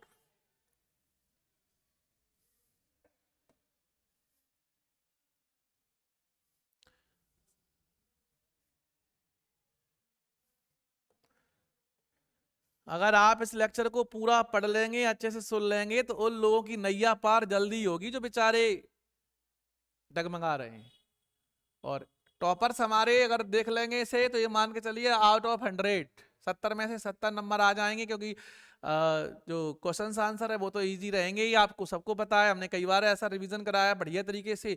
ओटी हम पढ़ाए दे रहे हैं, आप लोग देख लेना शाम का। अभी ये हमसे लगभग हम इसे पूरा ही पढ़ाएंगे। थर्ड यूनिट स्टार्ट होगी, इसके बाद 4, उसके बाद 5। एक कंप्लीट लेक्चर दे देंगे आपको। आप 4-6 बार देखना, आज देखना, कल देखना, परसों देखना, कंप्लीट हो जाएगा। यूनिट नंबर 3 संक्रामक रोग एड्स है। संक्रामक रोग एड्स है। और बेटा सुन लो, यौन संचरित रोग भी एड्स है।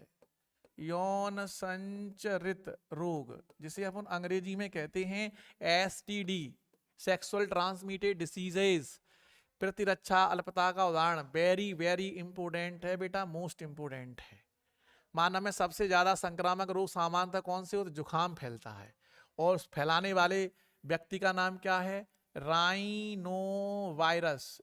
वायरस होता है, वायरस राइनो वायरस है जो सबसे ज्यादा उन लोगों में जुखाम फैला देता है। मलेरिया के लिए कौन उत्तरदायी है? सब जानते हैं, प्लाज्मोडियम है। इनके बारे में थोड़ी डिटेल समझो। मलेरिया के लिए जिम्मेदार है मादा एनाफिलीज। मादा एनाफिलीज मच्छर है, और उसकी लार में प्लाज्मोडियम नामक एक परजीवी पदार्थ पाया जाता है, जिसे वह काटकर हमारे रक्त में भेज देता है, और हम भी उससे बीमार हो जाते हैं। ध्यान रहे कि प्लाज्मोडियम एक परजीवी पदार्थ है, पैरासिटिक है। मलेरिया रोग में लाल रक्त कणिकाओं में फटने पर पदार्थ निकलता है, टॉक्सिक पदार्थ होता है, जहरीला पदार्थ होता है। टॉक्सिक टॉक्सिक पदार्थ होता है, जहरीला होता है। बट उसका नाम क्या है? हीमोजोइन। कई जगह हीमोजोइन या हीमोजोइन लिखा, हीमोजोइन।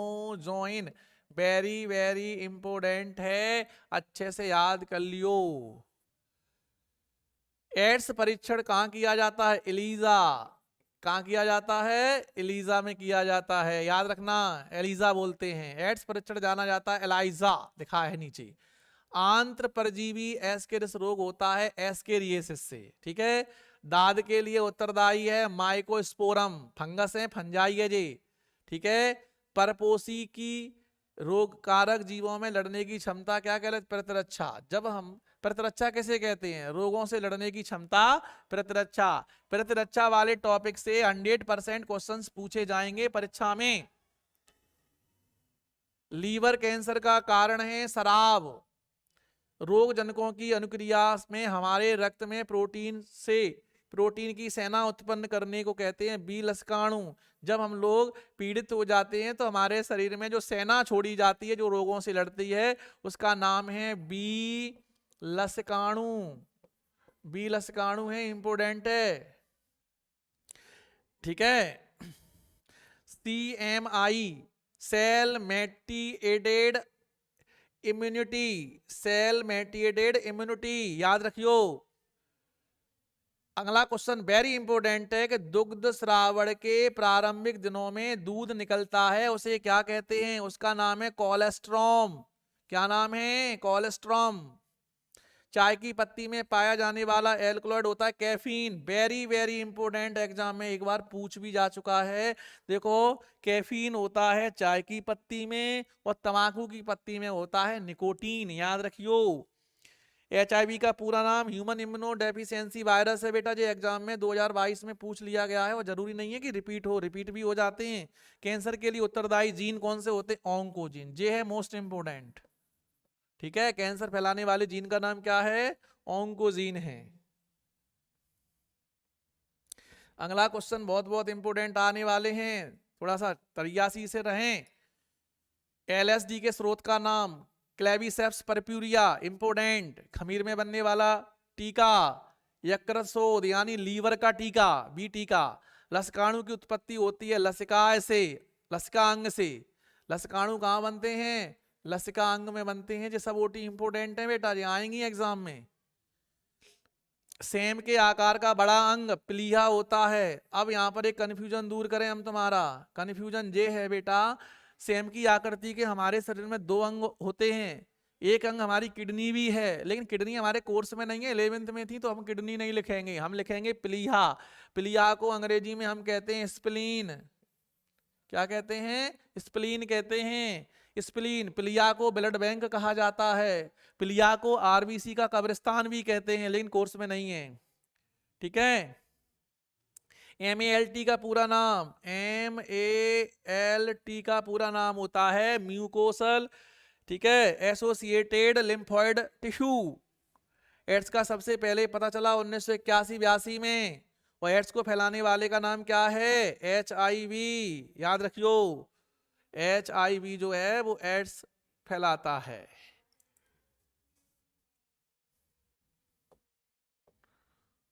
विषाणुओं को किस समूह में, विषाणुओं को HIV विषाणुओं के किस समूह में आता है? ये इंपोर्टेंट है, घुमा के पूछा है, तो उसका नाम है रेट्रोवायरस। रेट्रो या पश्च विषाणु में शामिल किया गया है। कैंसर कोशिकाएं विभाजित होना जारी रख कोशिकाओं का भंडार खड़ा करती हैं, उसे क्या कहते हैं? ट्यूमर कहते हैं। जब हमारी कैंसर की कोशिकाएं लगातार विभाजन कर करके बहुत सारी कोशिकाएं बनाती हैं तो एक गांठ जैसी संरचना बन जाती है, इसे हम ट्यूमर कहते हैं। क्या कहते हैं? ट्यूमर कहते हैं। MRI का पूरा नाम मैग्नेटिक रेजोनेंस इमेजिंग, याद रखियो। MRI बोलते ना, MRI करानी है तो MRI magnetic resonance imaging. Cancer कोशिकाओं को मारने में कौन सी औषधि काम में आते हैं? तो इसमें लिखियो रसो चिकित्सकीय, जिसका नाम है कीमोथेरेपी, ठीक है, याद रखना, इंपोर्टेंट है। ट्यूमर को नष्ट करने में कौन सा इंटरफेरॉन, बाई इंटरफेरॉन यूज कर रहे हैं, इंपोर्टेंट है। ऐसा कौन सा ड्रग है जो हमारे केंद्रीय तंत्रिका तंत्र और जठरांत्र में मौजूद विभिन्न ओपियोइड्स ग्रहियों से जुड़ा जाता है? इसका नाम है ओपियोइड्स, इंपोर्टेंट है। रसायनों का समूह किसे कहा जाता है? इंपोर्टेंट, कैनाबिनॉइड्स, याद रखियो, ठीक है।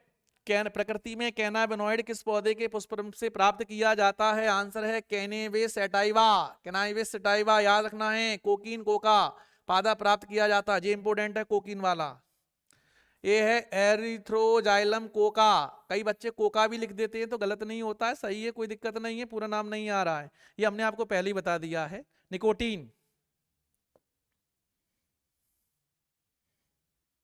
ठीक है, अपनी 20 स्लाइड फिर से हो गई हैं कंप्लीट, तो आप 2 मिनट की डाउनलोड हो जाने दो। अच्छा, तो आप लोग बढ़िया तरीके से याद व्याद करना अच्छे से, हैं, ज़्यादा होली वोली मत खेलना, पढ़ाई पे फोकस करना है। हमें पता है कि आपकी पेपर जो पिछले पेपर हैं बहुत अच्छे गए हैं, किन्हीं किन्हीं के अच्छे नहीं जा पाए, तो वो डरे नहीं, बिल्कुल टेंशन नहीं लें, अच्छे से उन्हें भी थोड़ा सा याद करें, सारी चीज़ें ज़रूरी होती हैं बेटा, है ना। ये देखो फिर से आ गए हम वापस। चलिए सर, कोकीन कोका प्राप्त, ठीक है, एरिथ्रोजाइलम कोका हो गया। अधिवृक्क ग्रंथि को उत्पादित करता है निकोटीन, मतलब समझ में आया, मतलब ये है कि हमारी किडनी के ऊपर टोपीदार संरचनाएं पाई, जैसे अपन कहते हैं एड्रिनल ग्रंथि है। अगर इस ग्रंथि को ज्यादा उत्तेजित कोई करने वाला पदार्थ होता है वो निकोटीन होता है। जो लोग तंबाकू ज्यादा खाते हैं ना, उनकी अधिवृक्क ग्रंथि ज्यादा उत्तेजित रहती है। बचपन और प्रौढ़ाव की जोड़ने वाला पुल, किशोरावस्था, इम्पोर्टेंट। एल्कोहल की नियमित मात्रा का अचानक बंद हो जाना कहलाता है विड्रॉयल सिंड्रोम, इम्पोर्टेंट।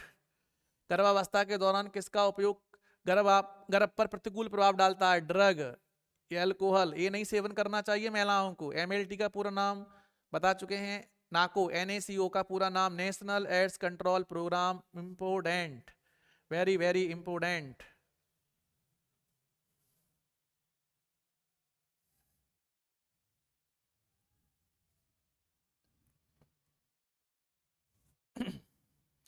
एलएबी का पूरा नाम, इंपोर्टेंट क्वेश्चन है बेटा, लैक्टिक एसिड बैक्टीरिया, दूसरे दही का उत्पादन करने वाले सूक्ष्म जीव होते हैं, लैक्टोबैसिलस, ठीक है।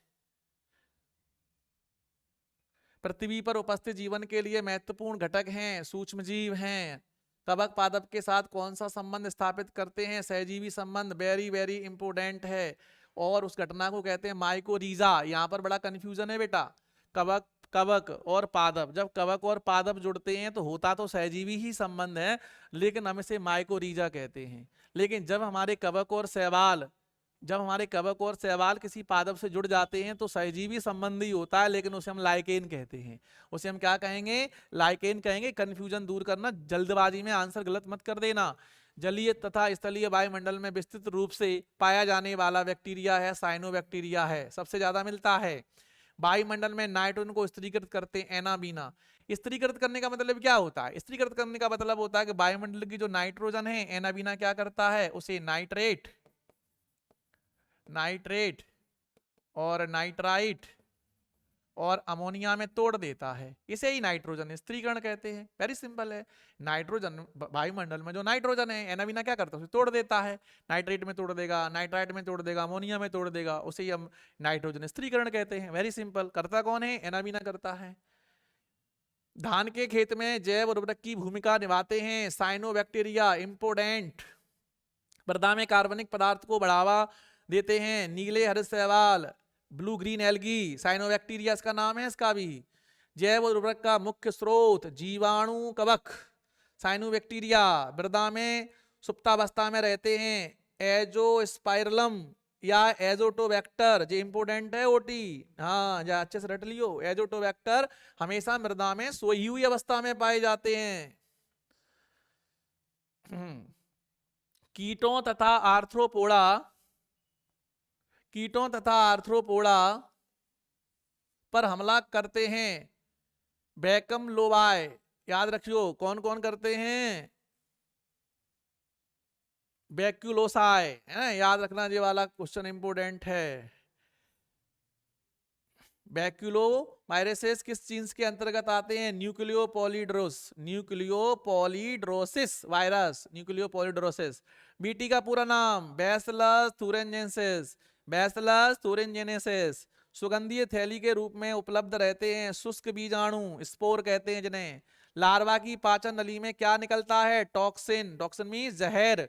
टॉक्सिन जीन को पादपों में पहुंचाते हैं बैसिलस थुरिंजेनेसिस, ये पहुंचा देते हैं, ठीक है, इंपोर्टेंट है ये।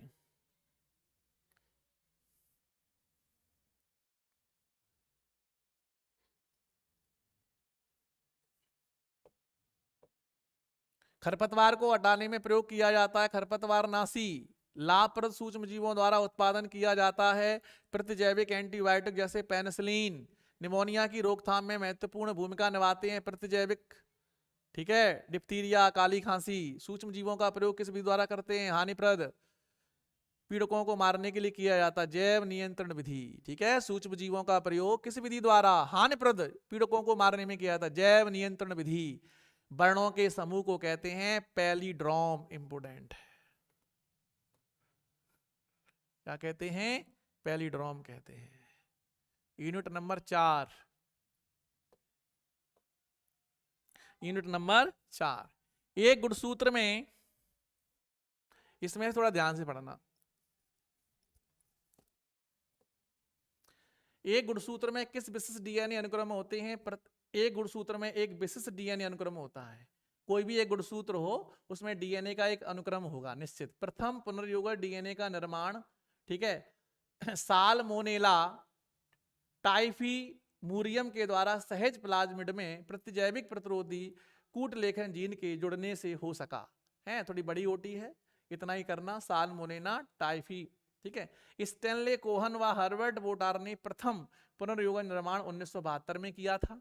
ठीक है, डीएनए को विशिष्ट जगहों से काटना संभव हुआ प्रतिबंधन एंजाइम के द्वारा, जिसका नाम है इंग्लिश में रेस्ट्रिक्शन एंजाइम। ठीक है, याद रखना है। बिलोडित हॉज रिएक्टर कैसे होते हैं? बेलनाकार होते हैं, ऐसे होते हैं, ऐसे बेलनाकार होते हैं, ऐसे। ठीक है, बेलनाकार जैसे होते हैं। कोशिकाओं पर डीएनए से विलोपित एगारोज जेल विद्युत का संचलन प्रतिबंधन एंजाइम पाचन को नियंत्रित करने के काम में आता है। एगारोज जेल, कौन सा जेल? Agarose jail. याद रखना है इस जेल का नाम। ठीक है, डीएनए एक ऋणावेशित आवेशित अणु है डीएनए। ठीक है, पीसीआर का अर्थ पॉलीमरेज चेन रिएक्शन, जी इंपोर्टेंट है।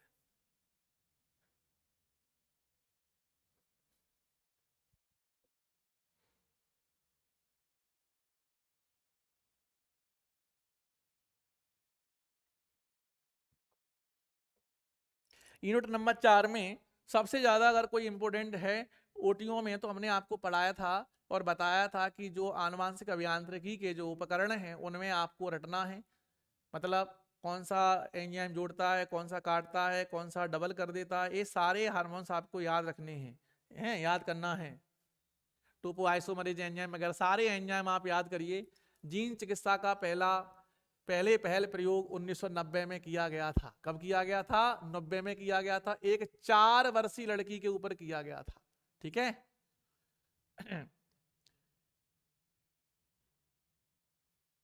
जीन चिकित्सा में सर्वप्रथम रोगी के रक्त से लसिकाणु बाहर किए गए थे और उसके ऊपर प्रयोग किया गया था। ठीक है, एड्स रोगियों में एचआईवी की पहचान हेतु पीसीआर आजकल सामान्यतः उपयोग में लिया जा रहा है। इसका मतलब ये हुआ कि आज की डेट में सबसे ज्यादा अगर कोई उपयोगी है एड्स में तो वो कौन है? पीसीआर टेक्निक है। परजीवी जंतुओं में 95% से अधिक कौन है? चूहे हैं। 1977 में सर्वप्रथम परजीवी गाय रोजी बनी गई। इंपोर्टेंट है, रोजी। सबसे पहले गाय कौन सी थी? रोजी बनी गई थी। रोजी का निर्माण हुआ, क्लोन रोजी था। और अगर हम भेड़ की बात करें तो कौन थी? डॉली थी। कौन थी? डॉली नामक भेड़ थी। ठीक है, भारत में धान की लगभग 2 लाख किस्में मिलती हैं। भारत में धान की कितनी किस्में मिलती हैं? 2 लाख मिलती हैं, याद रखना। चलिए सर, अब आपकी ओटी है, लास्ट चैप्टर, लास्ट यूनिट है आपकी, जिसमें हम पढ़ेंगे इंपोर्टेंट ओटी के बारे में डिस्कशन करेंगे। इसके बाद आपका पूरा समाप्त हो जाएगा और आप इसे बढ़िया तरीके से देखेंगे तो आपको इसका बहुत लाभ होने वाला है। 5-10 बार तो कम से कम देखें ही देखें। समष्टि क्या है? समष्टि को हम जनसंख्या भी कहते हैं बेटा, पॉपुलेशन भी कहते हैं। जीवों का भौगोलिक समूह को समष्टि कहते हैं। मतलब इसका ये हुआ कि इकाई क्षेत्र में जो लोगों की संख्या होती है उसे ही हम जनसंख्या या समष्टि कहते हैं। समष्टि के 2 प्रकार होते हैं केवल, बस। एक जाति समष्टि का उदाहरण है मोनोस्पक, याद रखियो, मोनोस्वपिक है। समष्टि घनत्व क्या है? प्रति इकाई क्षेत्रफल में जीवों की संख्या को क्या कहते हैं? समष्टि घनत्व। 2 नंबर में आएगा। ठीक है, याद रखियो। किस फूल में मकरंद पाए जाते हैं? किस फूल में मकरंद पाए जाते हैं? इसका आंसर है कैक्टस में। किसमें पाए जाते हैं? कैक्टस में। है रस। पारिस्थितिक ऐसा विषय है, कैसा विषय है, अजीबीय विषय है, याद रखियो अजीबीय है। पारिस्थितिकी के कितने स्तर हैं, 4 स्तर हैं केवल बस। जीवों में विविधता किस स्तर पर पाई जाती है, क्षेत्रीय एवं स्थलीय, क्षेत्रीय एवं स्थलीय, याद रखना है, क्षेत्रीय एवं स्थलीय। कवक एवं पादपों के बीच की सहजीवी संबंध को क्या कहते हैं, माइकोरीजा। जो हम अभी जस्ट हमने पढ़ाई थी, जो ओटी रिपीट है। ये ओटी कैसी है बेटा, जो ओटी आपकी रिपीट है।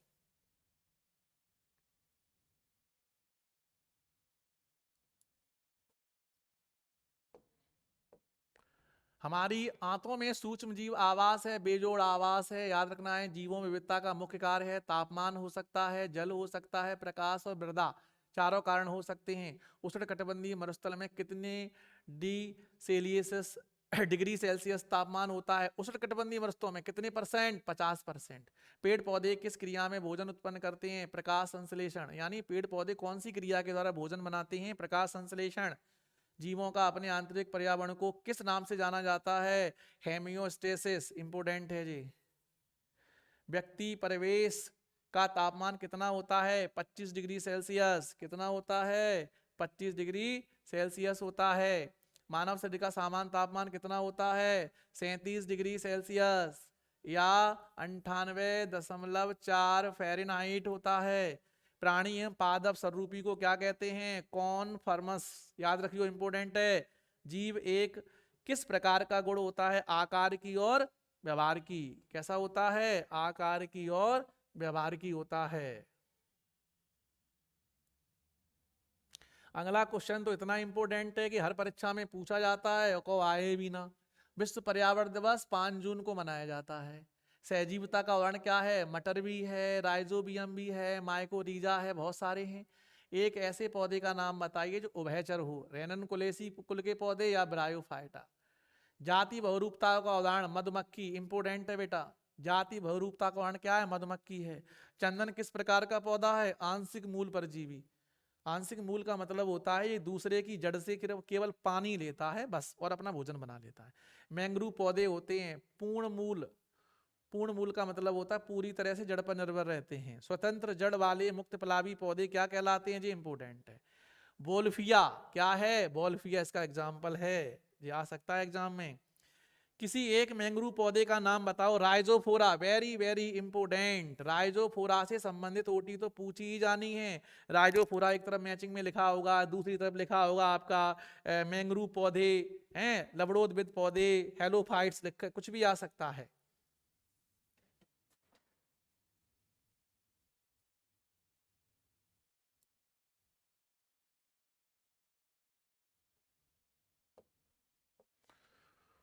धसे हुए रंध्र किस गर्त परत में पाए जाते हैं, स्टोमेटा, स्टोमेटा धसे हुए रंध्र हैं, धसे हुए रंध्र। मरुस्थलीय पौधों की पत्तियों की सतह कैसी होती है, मोटी होती है। उनके ऊपर क्यूटिकल की परत चढ़ी होती है ताकि पानी भाप बन के ज्यादा ना उड़े। मरुस्थलीय पादपों के नाम, नागफनी हो गया। स्तनधारियों का आकार कैसा होता है, आमतौर पर छोटा। स्तनधारियों में मोटी परत किसका कार्य करती है, इंसुलेटर का काम करती है। वर्तमान में समविलमियों की संख्या कितनी है, 28 हैं। समविट का लिंग अनुपात होता है, नर का 40% होता है और मादा का 60%। जो इंपोर्टेंट रट लियो ने अच्छे से ढंग से जाए। ये दो समष्टि, समष्टि का लिंग अनुपात कितना है, 40% नर, मादा कितनी है, 60%। समष्टि का दूसरा नाम क्या होता है, लिंग अनुपात, सेक्स रेशियो। आयु पिरामिड क्या होते हैं, नर या मादा की संयुक्त आरेख को व्यक्त करता है, इंपोर्टेंट है।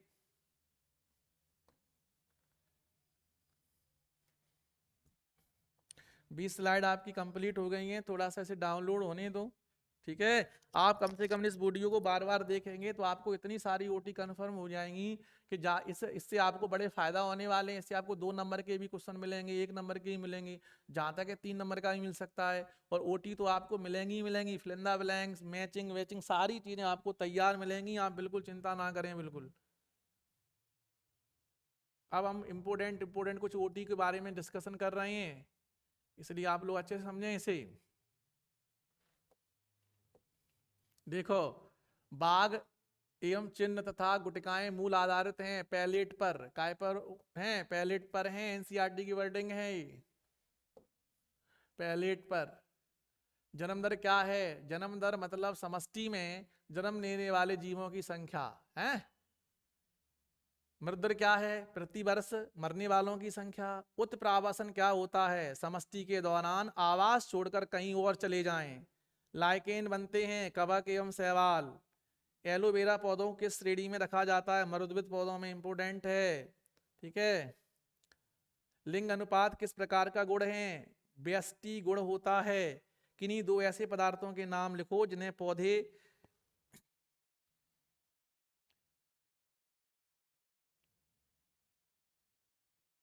अगला है इंपोर्टेंट क्वेश्चन है अगला, फोटोफिलस। ये क्वेश्चन याद कर लियो। फोटोफिलस पौधे का उदाहरण है सूर्यमुखी। मुक्त पिलावी पौधे का उदाहरण है बॉल्फिया या लेगना। मैंग्रू पौधे का उदाहरण है राइजोफोरा। जो तो इंपोर्टेंट है, या तो आने हैं 2023। पौधे की वृद्धि के लिए सर्वाधिक उपयोगी मृदा है दोमट मिट्टी। बीटी विष प्रोटीन किसके द्वारा उत्पन्न होते हैं? Cry protein. इंपोर्टेंट। ह्यूमलिन क्या है? मानव निर्मित हार्मोन इंसुलिन। बीटी कपास गोल्डन राइस के उदाहरण क्या हैं? ट्रांसजेनिक फसल हैं। गोल्डन राइस सबसे पहले विटामिन ए का सबसे मोस्ट इंपोर्टेंट सोर्स है।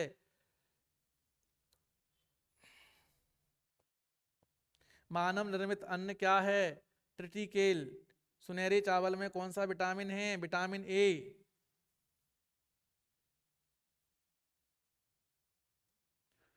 को इकोसिस्टम शब्द का उपयोग किसने किया था? Important, very very important. A G Tansley ने किया था। किसने किया था?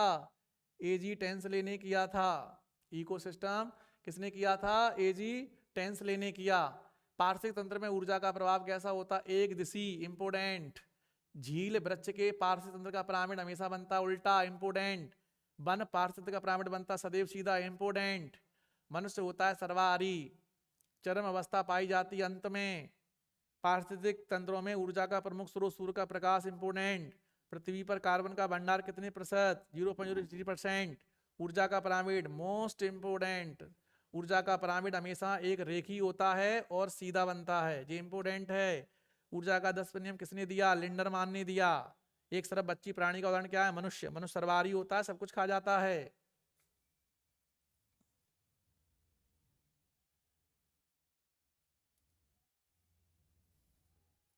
अगला है पारतंत्र प्रकृति में इकाई इकाई कैसा होता है? क्रियाशील होता है। जीवों का शुष्क भार कितने प्रतिशत कार्बन से बना होता है? 29% या 49? तो 49 सही है इसमें। पोषक चक्रों को किस नाम से जाना जाता है? जैव भू रासायनिक चक्र। मूल अन्वेषक क्या होता है? वह प्रजाति जो खाली एवं नग्न क्षेत्र पर आक्रमण करती है। इंपोर्टेंट है जी।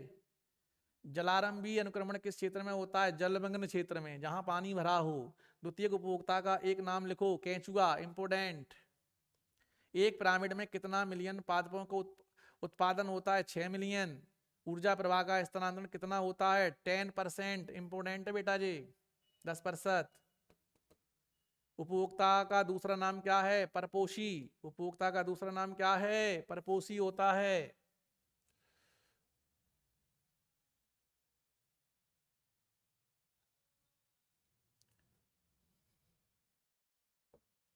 जय मात्रा क्या होता है? जीवित जीवकों की मात्रा को। किसको?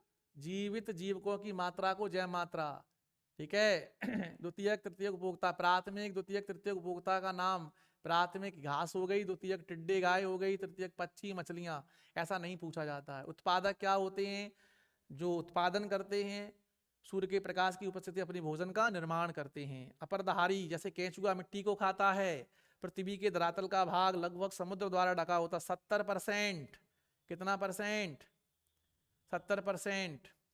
पार्श्विक तंत्र की शब्दावली में, पार्श्विक तंत्र की शब्दावली में हरे पादपों को क्या कहते हैं? उत्पादक कहते हैं। खाद्य श्रृंखला में मानव कौन सा उपभोक्ता है? प्राथमिक है। इंपोर्टेंट है। खाद्य श्रृंखला में सबसे ज्यादा संख्या किसकी होती है? अपघटकों की, क्योंकि ये सूक्ष्म जीव होते हैं। इनकी संख्या हमारी प्रकृति में बहुत ज्यादा होती है। प्रकृति का सबसे ज्यादा प्रभावित करने वाला कौन सा कारक है? मनुष्य। प्रकृति को सबसे ज्यादा प्रदूषित करने वाला कारक कौन सा है? मनुष्य।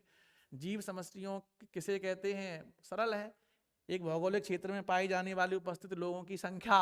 एक खास श्रृंखला में किसकी संख्या अधिक होगी? उत्पादक की। पेड़ ज्यादा होते हैं। एक झील में द्वितीयक पोषण स्तर होता है, मछलियां।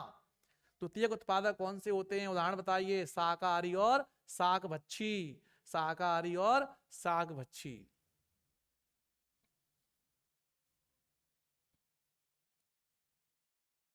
अगला क्वेश्चन वेरी वेरी इंपोर्टेंट है, 2 नंबर में। जैव विविधता किसे कहते हैं? जैव विविधता से तात्पर्य है कि विभिन्न जीवों रूपों में पाई जाने वाले विविधता को जैव विविधता, मतलब अलग अलग रूपों में पाए जाने वाले जीवों की संख्या को हम जैव विविधता कहते हैं। जैव विविधता कितने प्रकार की होती है? 3 प्रकार की। इंपोर्टेंट है। जैव विविधता में जन्म कौन है? E O Wilson. ये इंपोर्टेंट है। जैव विविधता के फादर कौन है? E O Wilson. याद रख लियो, इंपोर्टेंट है। जैव विविधता कब प्रारंभ की गई थी? वेरी इंपोर्टेंट है। 29 दिसंबर 1993 में। 19 कब? 29 दिसंबर 1993 में प्रारंभ की गई। ये वेरी वेरी इंपोर्टेंट क्वेश्चन है, ये पेज बहुत इंपोर्टेंट है। भारत में जैव विविधता कब लागू की गई? 11 दिसंबर 2002 में। और आयुसीन का पूरा नाम क्या है? Very very important, international union for conservation of nature and natural resource. Very very important. ये लास्ट के 3-4 पेज बहुत इंपोर्टेंट है बेटा, आप अच्छे से याद कर लियो जी। हाँ जी, एग्जाम में पूछे जाएंगे जी। हाँ जी, लास्ट के पेज बहुत इंपोर्टेंट हैं जी। हमारे देश में वन्य जीवन संरक्षण कब पारित हुआ? 1972 में। टाइगर प्रोजेक्ट भी यही हुआ था। बाघ परियोजना, जिसे हिंदी में कहते हैं बाघ परियोजना, यही लागू की गई थी। ठीक है। एनबीपीजीआर कहाँ स्थित है? दिल्ली में। इंपोर्टेंट। मध्य प्रदेश का प्रथम टाइगर प्रोजेक्ट है कान्हा में। Very important. पर्यावरण संरक्षण अधिनियम कब पारित हुआ? 1986 में। इंपोर्टेंट। हमारे देश में बायोस्फीयर रिजर्व की संख्या कितनी है? 18 है। कितनी? 18। मध्य प्रदेश का प्रथम राष्ट्रीय उद्यान है कान्हा। एफआरआई कहाँ स्थित है? देहरादून में स्थित है। रेड डाटा बुक किस संरक्षण से संबंधित है? रेड डाटा बुक जो है वो संरक्षण संबंधित है, ये हमारे विलुप्त प्रजातियों के बारे में हमें बताती है। विलुप्त प्रजातियां कहाँ कितनी हैं, कितनी जीव नष्ट हो गए हैं, इन सारी चीजों की जानकारी जो है वो इसी से मिलती है। सबसे कम जैव विविधता कहाँ पाई जाती है? ध्रुवों पर। पृथ्वी पर 2009 के अनुसार पादपों की संख्या कितनी थी? 1.5 मिलियन। भारत का भूमि क्षेत्र विश्व का केवल कितने प्रतिशत है? 204। भारत में जाति विविधता कितनी प्रतिशत है? 81। 801। 8.1 है। 8.1। उष्ण कटिबंधीय वन किसे कहा जाता है? पृथ्वी को। जो इंपोर्टेंट है। पृथ्वी पर आकोषकीय जातियां का आवास कितना होता है? 1,25,000। पृथ्वी पर जीवन की शुरुआत हुई लगभग 4 अरब वर्ष पहले। कब हुई थी? 4 अरब वर्ष पहले हमारी पृथ्वी पर उत्पत्ति हुई। कान्हा राष्ट्रीय उद्यान कहाँ स्थित है? मध्य प्रदेश में। चिपको आंदोलन किससे? Sunderlal Bahuguna. Very very important दोनों। पृथ्वी के फेफड़ों के रूप में किसे जाना जाता है? विशाल अमेजन वर्षावन। आपकी किस्मत फूट जाए या टूट जाए तो नहीं कह सकते, वरना ये क्वेश्चन आपको 1, 2, 3 में धरा मिलेगा 100%। भारत में सफेद राष्ट्रीय उद्यान किससे संबंधित कहां पर है? बांधवगढ़ में है। भारत में गिर राष्ट्र पार्क के लिए प्रसिद्ध है, एशियाई शेरों के लिए। ये वेरी वेरी इंपोर्टेंट हैं, इन्हें आप मिस मत करें। इस प्रकार से हमने आपको यूनिट नंबर 1 से यूनिट नंबर 5 तक की सारी ओटी क्लियर की। इसमें थोड़ी बहुत अगर एक आध ओटी मिस हो गई हो तो आप थोड़ा चेक कर लेना। वैसे तो हमने लगभग किया है, फिर भी रह गई होगी तो हम उसे देख लेंगे। लेकिन ये टोटल एनसीईआरटी की शुद्ध मलाई है। आई बात समझ में? जो बहुत ज़्यादा इंपॉर्टेंट है। आप लोग इसे कई बार से देखें, समझें। ठीक है, आप सभी लोगों को होली की एक बार फिर से बधाई, धन्यवाद, थैंक यू।